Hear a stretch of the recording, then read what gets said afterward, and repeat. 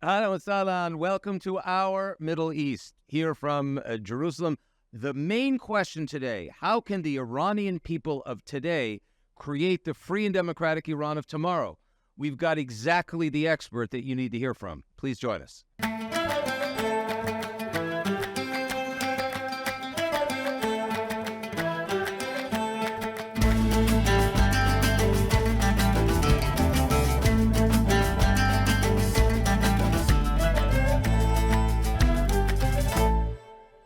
I'm very honored today to have a very special guest. Mr. Mohsen Sazegara was a former senior Iranian official, today one of the leaders of the Iran Transitional Council. Mohsen, what a pleasure and an honor it is to have you on the program, Our Middle East, and it's the most appropriate title for our conversation today.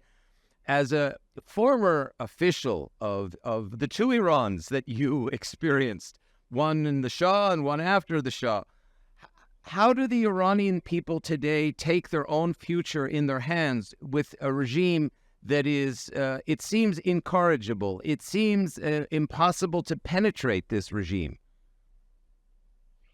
Good day, Dan. Thank you for having me in your fantastic program. Big question. Let me put it on this way. The people like me in my age, I can say that we have seen actually two paradigms, if I borrow the word from Thomas Kuhn. The paradigm of revolutionary ideas, anti-imperialism, anti-Israel, the pro-Vietnam War, pro-Palestinian War. That was the dominant discourse when I was a young student, and the present paradigm in our society, not only in Iran but in the world, dominant discourse in Iran right now is democracy, human rights, the justice, gender justice, and several other things that now the young generation believe in, that, producing that, everybody, accepts that. So a paradigm shift has happened in Iran, like many other places in the world. And the problem in Iran, present Iran, is that we have a regime that still lives in previous paradigm. Not only it believes in a leftist ideological revolutionary version of Islam, but besides to that, they are still thinking of a type of utopia based on returning to Sharia, to religious orders, Islamic religious orders, that many of them belong to Middle Ages and doesn't work in present day. Like what is happening in Afghanistan, Taliban, for instance, or Iran, a Shia version of Taliban, or ISIS, or other groups like that. So this contradiction between a people who has moved to a new paradigm and a regime that lives in previous paradigm is one of the basis and foundations of a big conflict in Iran, and the biggest struggle of the people of Iran to get rid of this regime. You know, Mohsen, it's quite ironic, your analysis here, because back in the revolutionary days of 1979, when the original revolution took place, it was actually the convergence of liberal left Western ideas and let's call them the perhaps Islamist-driven revolutionaries in Iran that created the revolution. But now you're saying, if I understand you correctly, that the current paradigm in Iran has moved from left third worldism, let's call it liberation, national liberation. They still called it human rights then, but now you're saying that it's a progressive, really Western paradigm that is really grabbing the people of Iran, that is embracing them. We're seeing it in the United States. We're seeing it in Western Europe. So it's funny, within left ideology, there's even been a shift in Iran towards progressivism in the Western U.S. understanding of the word and the idea. I prefer to use instead of the word left because the Labour Party in England or Democrat Party in the U.S. are we consider them left groups, leftists, or any social democrats in Western Europe. I prefer to use the word of communist. On those days, I mean, the previous paradigm of Iran society, some of our educated people looked at West, but they chose Marxism from the Western the civilization instead of liberal ideas, instead of the democratic thinkers. It's a long story. I don't want to enter that, why it happened, why Marxism became the dominant ideology. And we, when I say we, I mean Muslim activists. We tried to imitate Marxism and make a version of Islam that I can call it a Marxism version of Islam.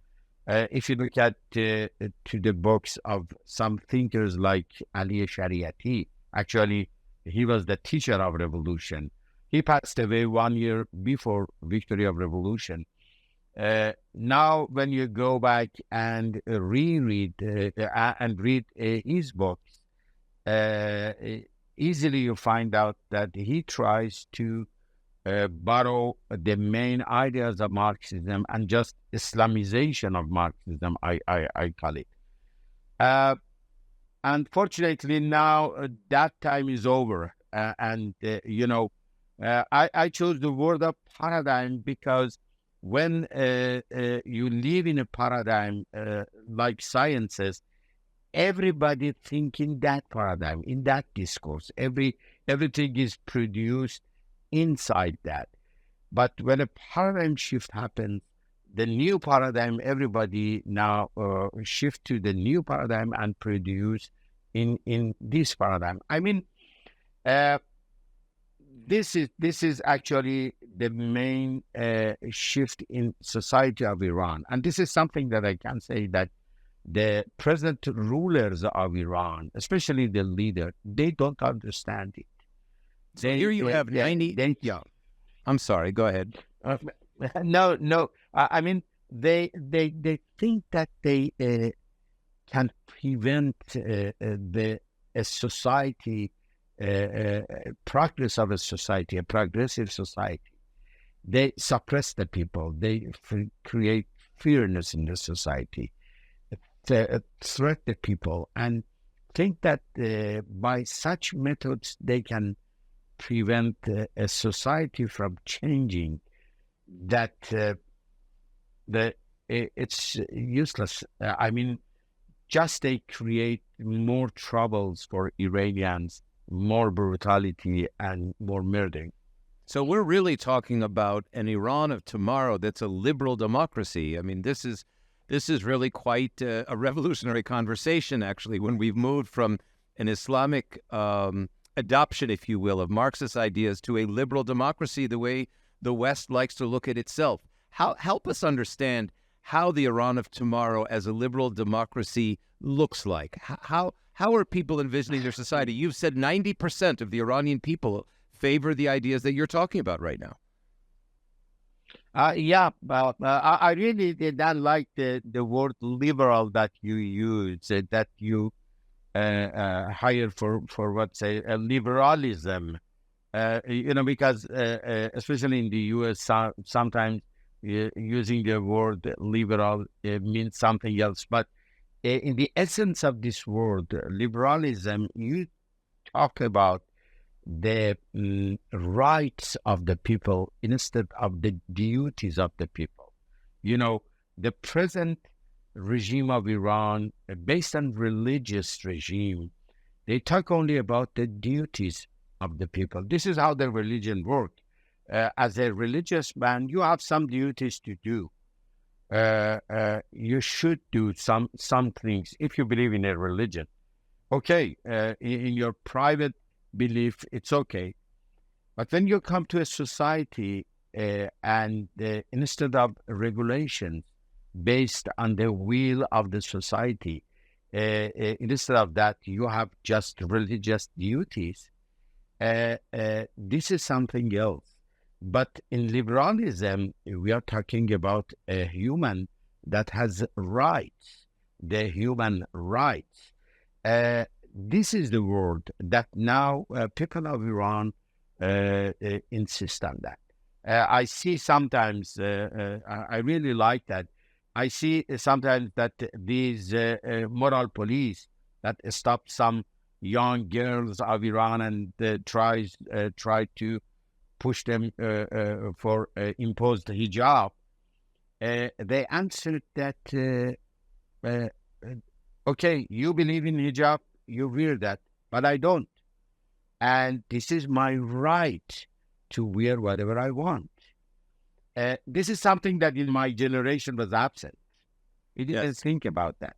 Anyway, tomorrow Iran is, as you phrase it, a liberal democracy, a democracy based on human rights, and definitely based on market economy, because another wing for democracy is economy, market economy, instead of a governmental economy. And in accordance with the move of the culture and economy in the world, I call it globalization. Now we live in a global world, really, and I think that every nation should try to get a good position in the universal trend of production of wealth, economic production, and cultural production. As much as a nation can have a better situation in this global trend, that nation has a better place in the world. And Iran tomorrow will be a secular democracy based on human rights, working with the world and participate in the trend of globalization in the world. So how do we get from a regime ironclad, prison today? Because at the end of the day, the 85 to 88 million women and men and children of Iran are really prisoners of the regime.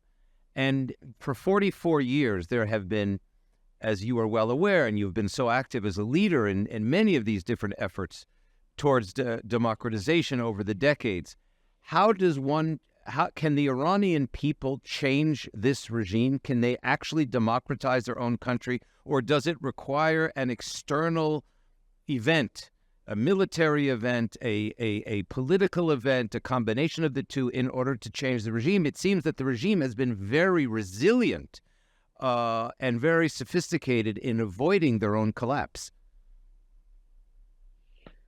And besides the sophistication and resilience, they have the support of two dictatorships, Chinese dictatorship and Russian dictatorships. And they try to have to import their facilities from them and the technologies from them and know-how of dictatorship and suppression of the people from these two countries.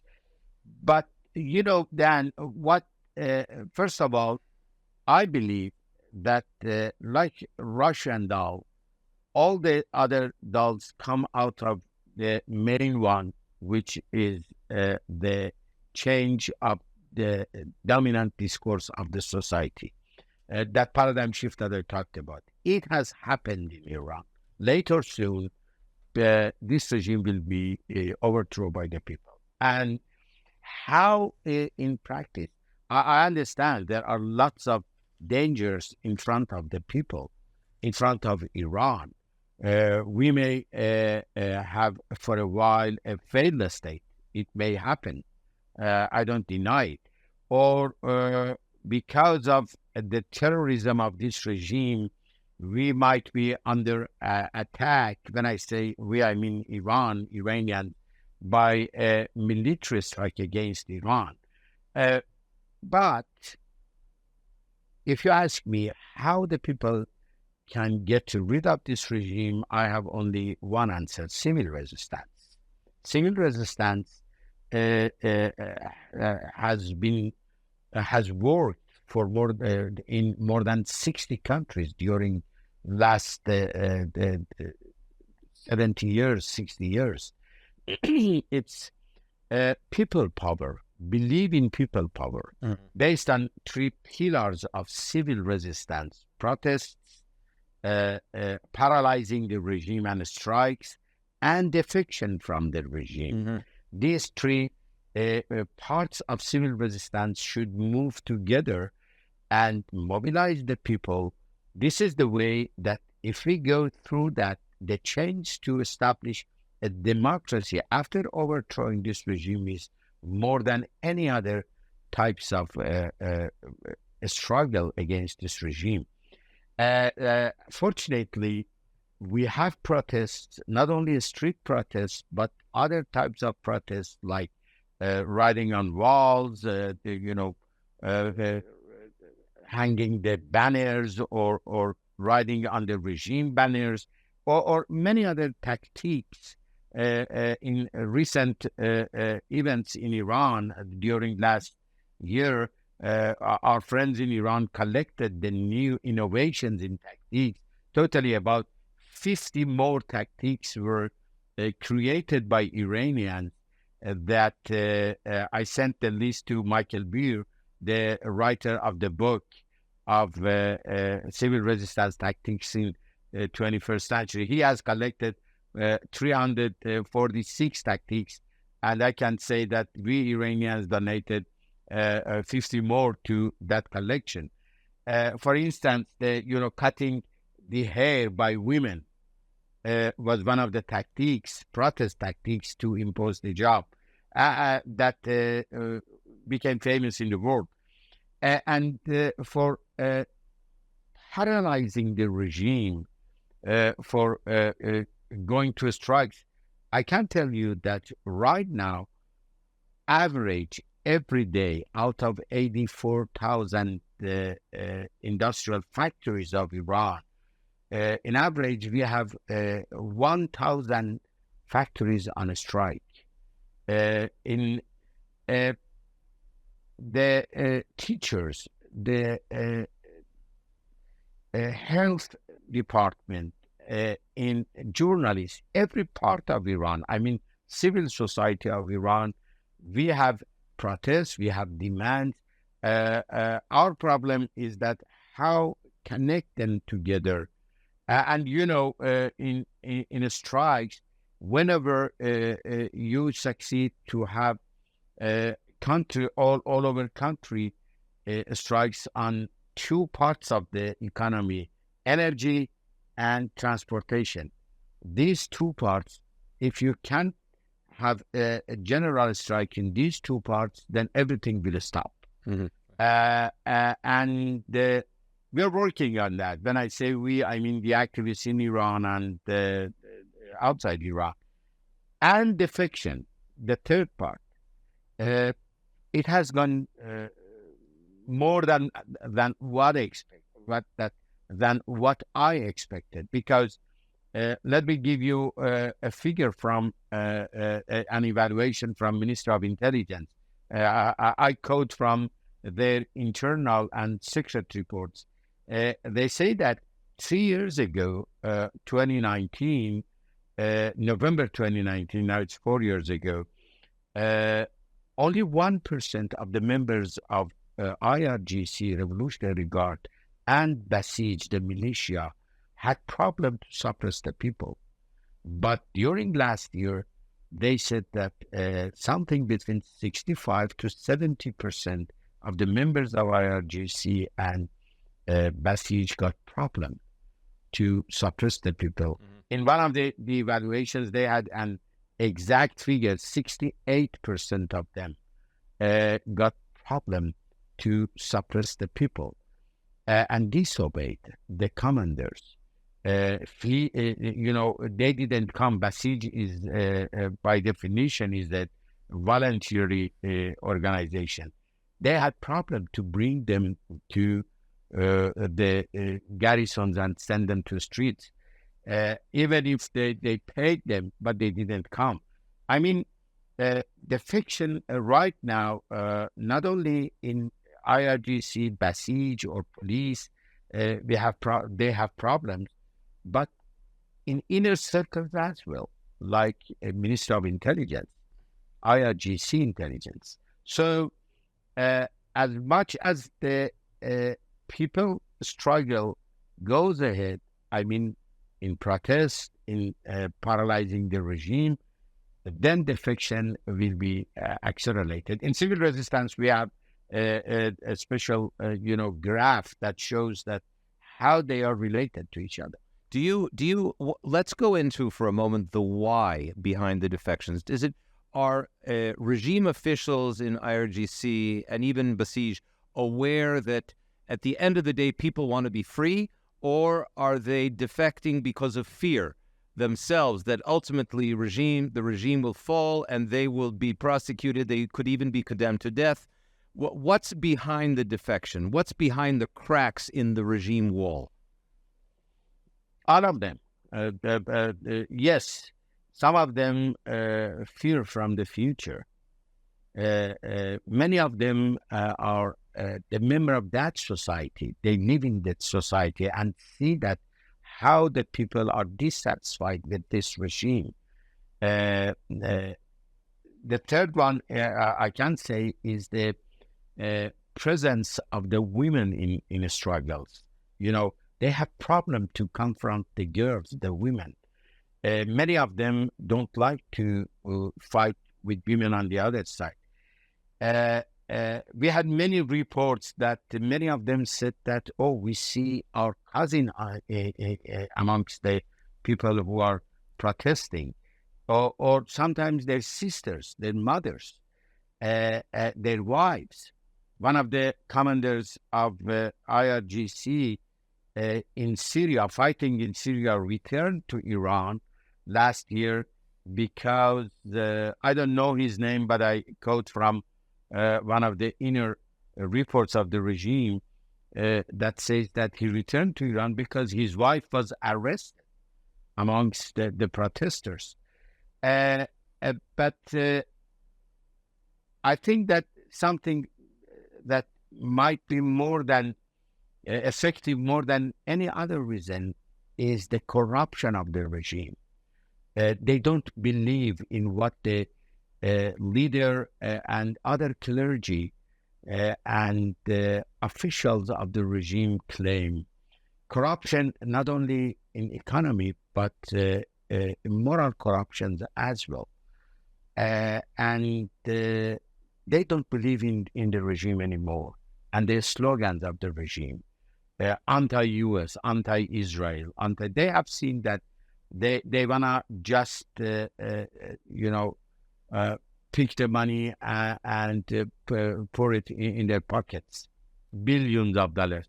Let me tell you again, quoting from one of the commanders of Revolutionary Guard in one of the provinces of Iran, that in the meeting with the leader, he says that how I can answer to one of my staff when he comes to me and say and show me a photo, the watch at the hand over the hand of a son of Ali Shamkhani, who was the member of the secretary of the High National Security Council of the country, and shows me and says that the price of this watch is more than 4 years of my salary, how can I answer to him and persuade him that, okay, go and defend this regime?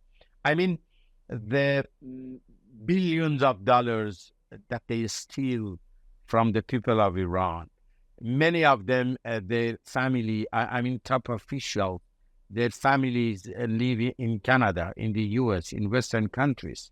And every day you can, see their photos in the social media that they are living in luxury styles. So this injustice, this corruption, and many other things that they have seen, many lies from the top officials, so the middle levels and low levels of this regime don't believe in whatever they say, and this is another reason that they defect from the regime. So let's look at the West for a second. Let's consider what you've just been talking about. You've been talking about the values of a liberal democracy. The values of a liberal democracy: transparency, self-criticism, exposing corruption, good government, best practices, civil rights, human rights, women's rights. And here you have the West that subscribes to all of those values.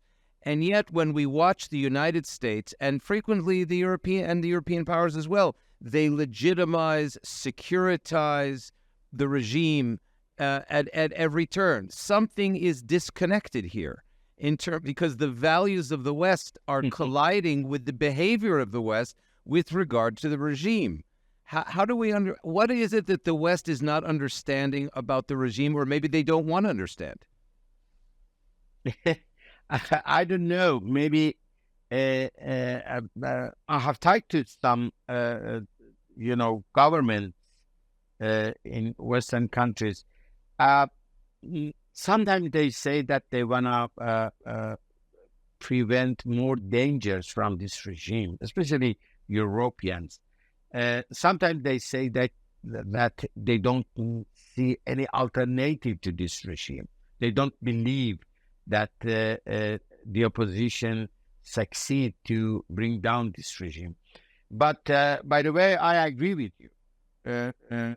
Some of the behaviors of the governments, Western governments, is not based on the liberal democracy values, the civil rights, human rights, and let me tell you the quote, one of the Western politicians during Green Movement. He said that, yes, we have sympathy for you, but our pockets are with the regime. In private, he said. Maybe economic benefits they have. This is why sometimes Iranians in exile, diaspora, when they protest the Western governments. For instance, on these days, Iranians emphasize for more pressure on IRGC, and especially European governments, they don't accept it. They say that we should spend lots of money if we put IRGC in the list of terrorism. So we should spend about, I don't know why, but they say that it costs for us 1 trillion euros. This is the reason that, okay, we stop here and we don't do that. I don't know if the figure is right or wrong, but anyway, it's not based on the Western values.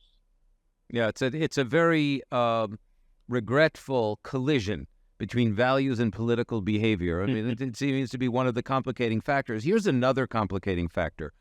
when we look at the opposition over the last 44 years, there has been a lot of fighting in the family, if you will.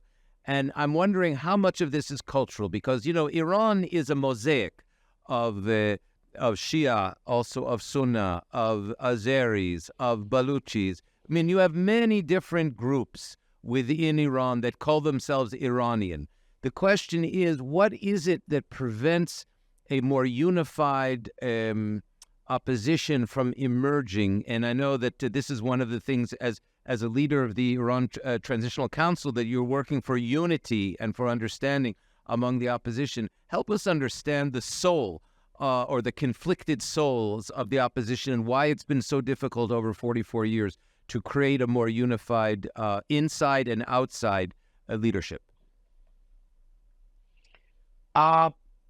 In Iran Transition Council, we have a simple formula for that. We say that we have agreement on 5 basic principles. Mm-hmm. The unity of the country and the people of Iran, secular democracy for Iran, human rights, and the annexes of that, overthrowing this regime, passing from this regime to, or no reform inside the regime is available, and choosing civil resistance for a struggle against this regime instead of violent guerrilla wars or armed struggle.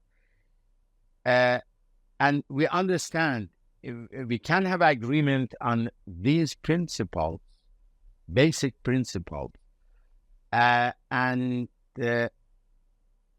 we understand that we have 2 difficulties. First, a symbol of the country, secular democracy, parliamentary democracy. The symbol of the country, if a king or a president, elected president, because we have 2 factions in the opposition. We have good agreement. In ITC, we say that we will ask the people of Iran, after overthrowing this regime, this is the choice of the people of Iran. They should vote in the next constitution of Iran. And second, the centralism versus federalism, if I can phrase it like that. How much? We agree that as much as possible, people should run the area that they are living. Try that help the people to elect any parts of their province, their city, whatever. But we can't draw it right now. We can't say that how much it is. We will have agreement on that. This is the principle that we agreed that people should govern themselves as much as possible in every part of Iran. But how, this is another thing that we think that should be defined in next constitution and many regulations in the future of Iran by the people of Iran. We can't say it right now. We can't just talk about the principle. And this formula then works. Based on this formula, unity on the agreeable principles and leaving 2 things to the future of Iran and will of the people of Iran has worked in ITC, and now I can call it a cooperation pact that 6 different groups, one of them is royalist, the others are different factions. With ITC, we have a cooperation pact based on such an idea, and we are trying to expand it to many other groups. Well, Mohsen, what is fascinating here as we begin to wind up our conversation is that what we're talking about here is moving from the Islamic Republic of Iran to the Federal Democratic Republic of Iran, which is a nice way of putting the new nomenclature of a free and democratic Iran in the future, the Federal Democratic Republic of Iran. And when I say those words, a lot of the Federalist ideas come from the United States political thinking, the Federalist Papers, Jacksonian democracy. I'm wondering really now on this program whether this type of intellectual discourse could be very helpful. The Jerusalem Center for Public Affairs, of which I have the honor of serving as president, has been one of the leading expert institutes in the idea of federalism. And we have thought about how to apply federalism, the ideas behind shared power and shared control, not only over territory, but over political ideas and political control, extending those ideas to other areas of the world. And what I think this conversation has showed us is that some of these great thinkers of the American political tradition, the historical tradition, could actually be helpful in helping thought leaders and political leaders like yourself and the Transitional Council to think through some of these ideas for a future democratic Iran. What do you think about that? I can't promise that the future Iran will be a federal democratic Iran. Choosing the word of federalism, because, Iran has the history of 2,500 years of centralism. Right. It started from Darius the Great. It depends on the people of Iran in the future. But what I can say, definitely I can say right now, that I like in the U.S. Society as well, and the founding fathers of this great country, is helping the people to elect and to govern themselves in the lowest layers of the society to the top. This is something that I think help for establishment of democracy more than anything. In this country that I live right now, in the U.S., police, every mayor, every governor, every tax should be ratified by the parliament of every state. It comes from bottom to top, not from top to bottom. And this is the way that I think that we can have. And now we have agreement on that. But, if in the future people of Iran call it a federal Iran, I have no problem if, but what I can promise is that in every province of Iran, people should elect the governor, people should elect the parliament of that province, and in every city, the forces, everything should be elected by the people. The government of by the people, for the people, and running by the people.